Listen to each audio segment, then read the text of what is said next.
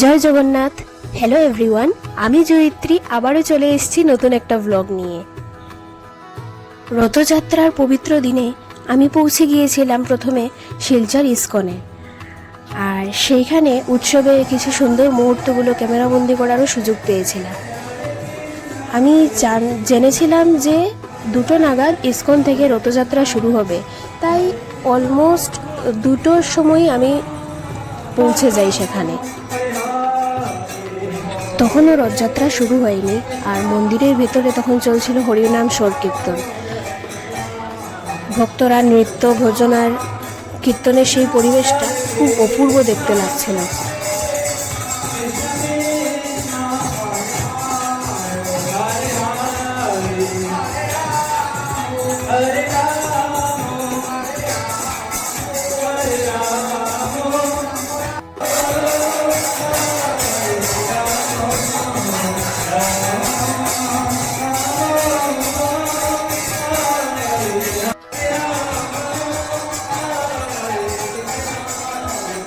এরপর ধীরে ধীরে মন্দিরটা যখন খোলা হয়, তখন শ্রী জগন্নাথ দেব, সুভদ্রা, শ্রী বলরামকে রথে নেওয়ার জন্য প্রস্তুতি পর্ব শুরু হয়।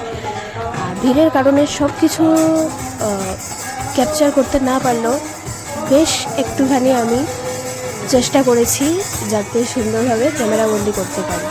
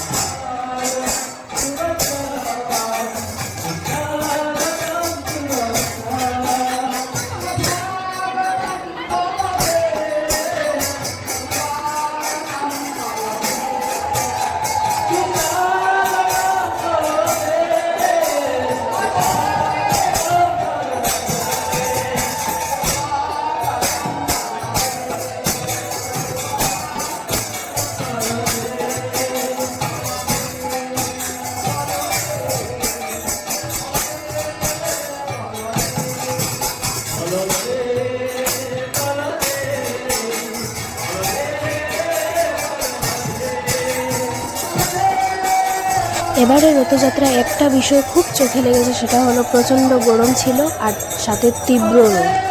দিনের বেলা এক ফোঁটা বৃষ্টি হয়নি।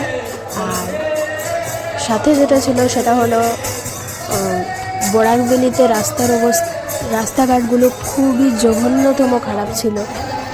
কোনো যথারীতি অনেকটাই দেরি হয়েছে, প্রায় 3:30 পর্যন্ত বেজে গেছিল।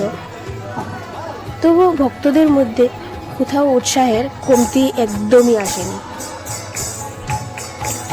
জগন্নাথের ধ্বনিতে পুরো পরিবেশ মুখরিত হয়ে উঠেছিল, আর সাথে সবাই ধৈর্য ধরে অপেক্ষা করেছে রথ শুরু হওয়ার। ইস্কনের রথযাত্রা মন্ত্রী কৌশিক রায়ের এসে ঝাড়ু দেওয়ার পর গিয়ে শুরু হয়, আর অনেকটাই দেরি হয়ে গেছিল। এবং রথটা শুরু হওয়ার পর আমি সেই রথের সাথে আর কন্টিনিউ করিনি। আমি অন্য রাস্তা ধরে আমি চলে গিয়েছিলাম টাউনে অর্থাৎ প্রেমতলা পয়েন্টে চলে গিয়েছিলাম। প্রভু জগন্নাথকে জগতের নাথ বলা হয়, তিনি সমগ্র বিশ্বের প্রভু। তাই রথযাত্রা শুধু একটি ধর্মীয় উৎসবই নয়, বরং ভক্ত ভগবানের এক অপূর্ব মিলন। সারা বছর ভক্তরা তো এই দিনের জন্যই অপেক্ষা করে থাকেন, কারণ এই একদিন ভগবান স্বয়ং মন্দির ছেড়ে রথে চড়ে ভক্তদের মধ্যে রাস্তায় বেরিয়ে আসেন। জাতি, ধর্ম, বর্ণ নির্বিশেষে সবাই এই উৎসবে অংশ নেয়।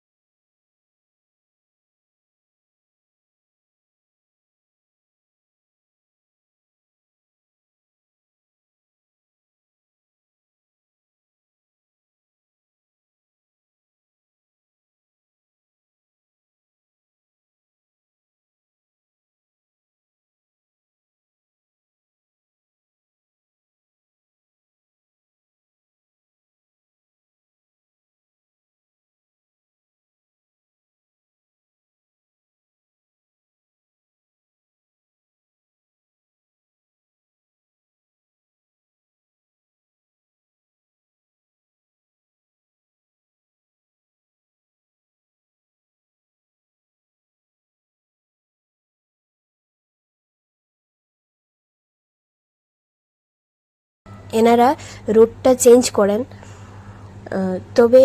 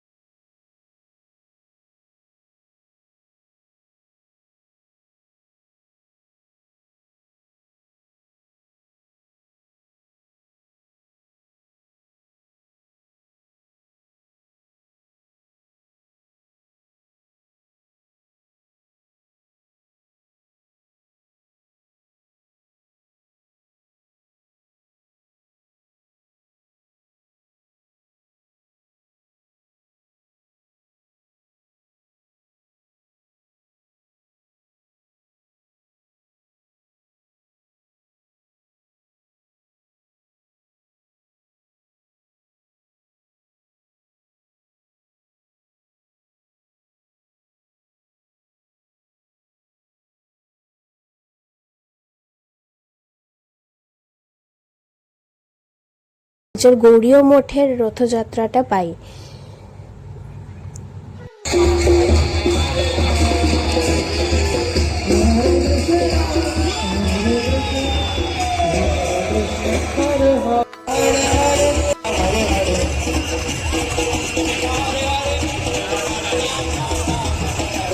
এরপর আমরা আরও দুটো পেয়েছি।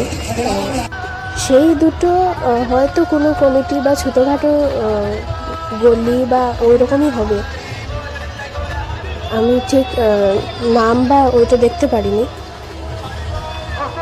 তবে ছোটোর মধ্যেও এগুলো অনেক সুন্দর ছিল। আর সবচেয়ে বড় কথা মনে ভক্তি থাকাটা, তো খুব সুন্দরভাবে রথটা করা হয়েছে। আজকের এই ভিডিওটা শুধুমাত্র আমি ব্লগের জন্য তৈরি।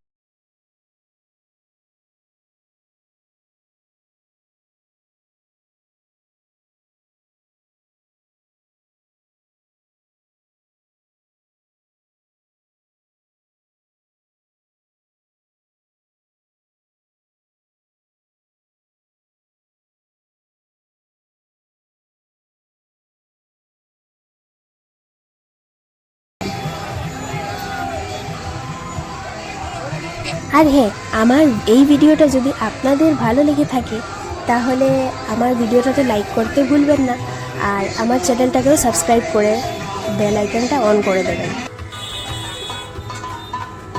দেখা হবে নতুন কোনো ব্লগে।